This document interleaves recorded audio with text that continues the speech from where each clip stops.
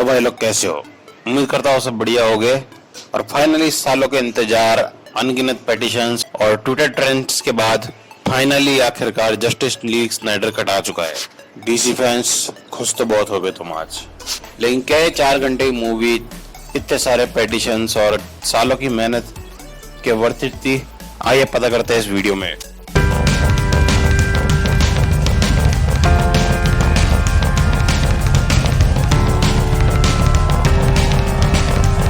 तो सबसे पहले आपको एक बार शॉर्ट में बता देता हूँ कि जस्टिस लीग स्नाइडर कट आखिर आया ही क्यों। तो 2017 में एक पहले जस्टिस लीग आई थी जो कि बुरी तरीके से पिट गई थी। अब वो पिटी क्यों थी, उसके पीछे काफी सारे रीजंस है।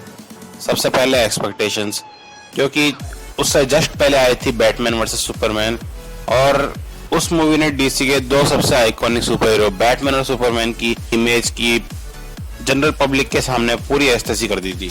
तो सबसे बड़ा चैलेंज जस्टिस लीग के सामने पहले ये आ गया था कि उनको इमेज को जो है उसको सुधारना है बैटमैन और सुपरमैन की। और जहां पर एक्सपेक्टेशंस बढ़ जाती है वहां पर लगते भी बड़े हैं। अब दूसरा रीजन इस मूवी के फेलियर का था क्रिएटिव डिफरेंसेस। अब हुआ क्या था कि जैक स्नाइडर जो है वो पहले जस्टिस लीग बनाने वाले थे, लेकिन और आधी उन्होंने शूट कर ली थी जस्टिस लीग, लेकिन उसके बाद फिर उन्होंने कुछ पर्सनल रीजंस और स्टूडियो से इशू के कारण मूवी को बीच में छोड़ना पड़ा था जैक स्नाइडर को। और इस वजह से फिर स्टूडियोज को आधी अधूरी मूवी पूरी करने के लिए जॉस व्हीडन को लाना पड़ा। अब अगर आप जैक स्नाइडर और जॉस व्हीडन को नहीं जानते होंगे तब भी आपने उनकी 300 और सबसे पहली एवेंजर्स मूवी तो आपने गारंटीड देखी ही होगी। और उसी से आप अंदाजा लगा सकते हैं कि दोनों की डायरेक्शन स्टाइल में कितना जमीन आसमान का फर्क है। जॉस व्हीडन जो एकदम मूवी की लाइट टोन रखते हैं, थोड़े से जोक्स रखते हैं, कॉमेडी टाइप, वही जैक स्नाइडर पूरा dark and gritty colour grading के साथ स्लो मोशन सीन्स डाल के इस तरीके से उनकी सिनेमेटोग्राफी रहती है। तो दोनों के थॉट प्रोसेस में क्रिएटिव डिफरेंस बहुत ज्यादा थे और इसी वजह से जस्टिस लीग पूरा हलवा बन गई फिर।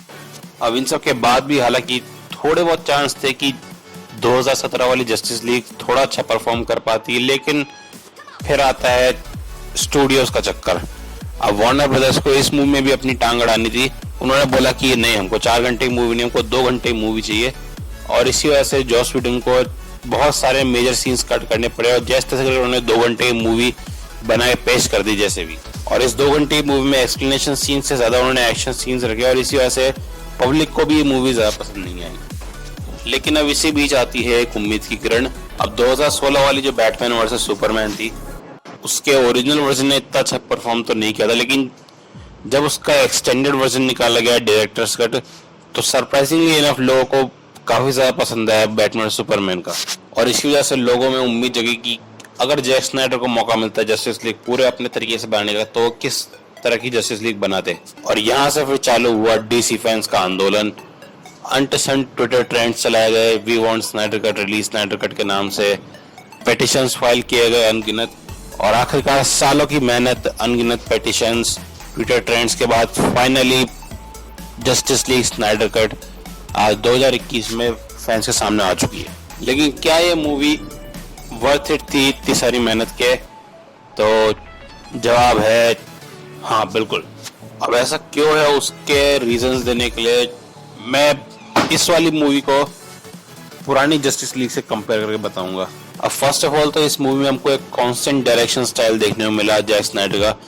उनके trademark slow motion sequences, dark और ग्रिटी कलर ग्रेडिंग और एक सीरियस और एपिक टोन जिसके लिए जैक स्नाइडर जाने जाते हैं, वो इस मूवी में कांस्टेंट चली, अनलाइक लास्ट मूवी। वहीं उसके साथ साथ उनको सीजीआई में भी इम्प्रूवमेंट दिखा। नहीं, मैं सुपरमैन की मूंछ की बात नहीं कर रहा, मैं बात कर रहा हूँ स्टेपनवुल्फ की। मतलब सिर्फ उस विलन के लुक को इतना जबरदस्त कर दिया कि फिर पुरानी मूवी से कंपेयर किया जाए तो पुरानी मूवी में 1% डर नहीं लग रहा था उस विलन को देख के, लेकिन इस मूवी में वो विलन की शक्ल देखकर अपने आप ही स्टेक्स हाई हो जाते हैं। उसके साथ साथ इस मूवी में विलन को कैरेक्टराइजेशन भी थोड़ा डिसेंट दिया है पिछली मूवी के मुकाबले। एक फिक्स पर्पस बताया गया है उसका कि वो क्यों कर रहा है जो सब भी कर रहा है। और डार्क साइड को भी बहुत अच्छे से इस मूवी ने फोरशैडो किया है, सेटअप किया है डार्क साइड को। लेकिन सिर्फ स्टेपनवुल्फ ही अकेला कैरेक्टर नहीं है जिसको अच्छा सा कैरेक्टर डेवलपमेंट दिया है इस मूवी में। साइबॉर्ग और फ्लैश, जिन ऐसे 2 कैरेक्टर जिनको कोई सोलो मूवी नहीं मिली है, उनके ऊपर काफी अच्छे से फोकस किया है इस मूवी ने, उनके कैरेक्टर बिल्डअप पर। जो कि ज़रूरी भी था क्योंकि उन दोनों का ये मूवी में बहुत ज़्यादा इम्पोर्टेंट रोल है, लिटरली बहुत ज़्यादा इम्पोर्टेंट। प्लस इस मूवी को देखकर लगता है कि ये एक टीम अप मूवी है, ना कि कोई सोलो मूवी ऐसे ही कोई जो स्टोरी चल रही है पिछली वाली मूवी की तरह। इसमें हम जस्टिस लीग को मिलकर फाइट करते हुए देखते हैं। उनके सीन्स है जहाँ पर वो मिलकर कोऑर्डिनेट करके अटैक्स कर रहे हैं एनिमी पर। वहीं इस मूवी के एक्शन सीक्वेंसेस में भी जैक स्नाइडर के डायरेक्शन स्टाइल ने पूरी तरह से चार चांद लगा दिए। स्पेशली जो शुरुआत का एक्शन सीन था थेमिस्केरा वाला, उसमें अगर आप देखने जाओगे आपको फुल 300 वाली वाइब्स आएगी उस सीन को देखकर। स्टिल ये मूवी पूरी तरह से फ्लॉलेस तो नहीं है। इस मूवी की एक दिक्कत स्टिल मुझे कुछ हद तक सुपरमैन लगा। फर्स्ट ऑफ ऑल सुपरमैन की ओवर पावर्डनेस, क्योंकि जैसे ही सुपरमैन फाइनल बैटल में एंटर करता है पूरी बैटल 1 सेकंड में पलट जाती है। सुपरमैन के आने से पहले पूरी जस्टिस लीग टीम अप करके लड़ रही थी, अच्छे से तरीके से लड़ रही थी, लेकिन सुपरमैन आते ही फिर पूरी तरह से सोलो कर से स्क्वाड कर देता है पूरी स्टेपनवुल्फ की आर्मी को ही, और अकेले पूरी फाइट की टाइड बदल देता है। वही इस मूवी की जो स्टार्टिंग का आधा घंटा है उसका एक मेजर पोर्शन निकलता है सुपरमैन की डेथ को मौन करने में। जैसा एवेंजर्स एंड गेम की शुरुआत में हमको सारे कैरेक्टर की डेथ का दुख दिखाया गया था, सिवाय एक दिक्कत के कि लोग सुपरमैन से कभी कनेक्ट ही नहीं हुए, ऐसा जो नॉन डीसी फैंस है। क्योंकि सुपरमैन को मैन ऑफ स्टील और बैटमैन और सुपरमैन में एक मेजर स्क्रीन टाइम मिलने के बावजूद भी ऐसा कोई खास कैरेक्टर डेवलपमेंट मिला नहीं है जिससे फैंस अच्छे से कनेक्ट कर पाए, और वो चीज़ फिर इस मूवी में भी दिक्कत करती है।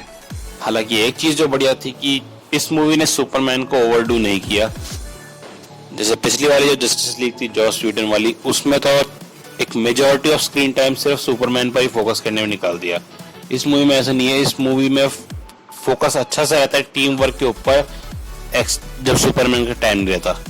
जिन जिन सीन्स में सुपरमैन के बारे में बात चल रही है वो तो खैर फिर सुपरमैन की तरफ चले जाते पूरे, लेकिन जहाँ पर सुपरमैन का मेंशन नहीं रहता कुछ भी, वहाँ पर एक प्योर टीम अप मूवी लगती है हमको एक जस्टिस लीग, जो कि बहुत बड़ा प्लस पॉइंट है इस मूवी का as compare to last movie.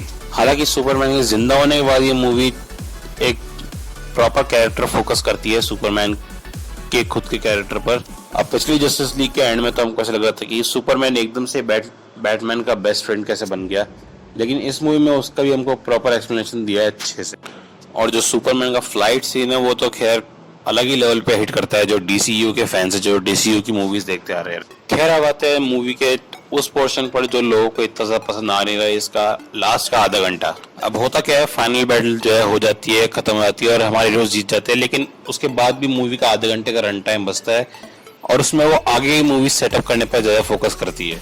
अब जो नॉर्मल व्यूअर्स है, जो डीसी के फैंस नहीं है, जिन्होंने कॉमिक्स नहीं पढ़ी है, उनको तो वो पार्ट थोड़ा सा बोरिंग लग सकता है, लेकिन जिन लोगों ने डीसी कॉमिक्स पढ़ रखी है वो जानते हैं कि ये इनजस्टिस कॉमिक्स की स्टोरी लाइन का सेटअप चल रहा है, जो कि डीसी की probably one of the best story lines है।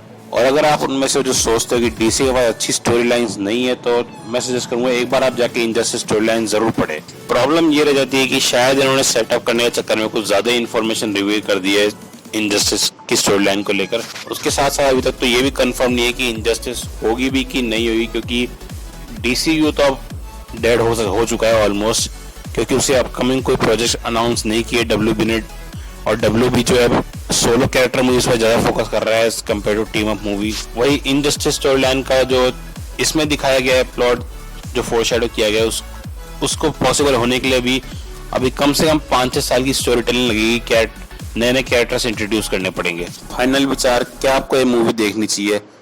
अगर आप डीसी के फैन हो तो आपने अब तक ऑलरेडी ये मूवी देख ली होगी, तो मतलब ही क्या आपको बोलने का। लेकिन जो नॉर्मल व्यूअर है जिन्होंने अभी तक ये मूवी नहीं देखी है, मैं बोलूँगा एक बार जाके जरूर देखो, ये मूवी चेकआउट करने लायक है बिल्कुल।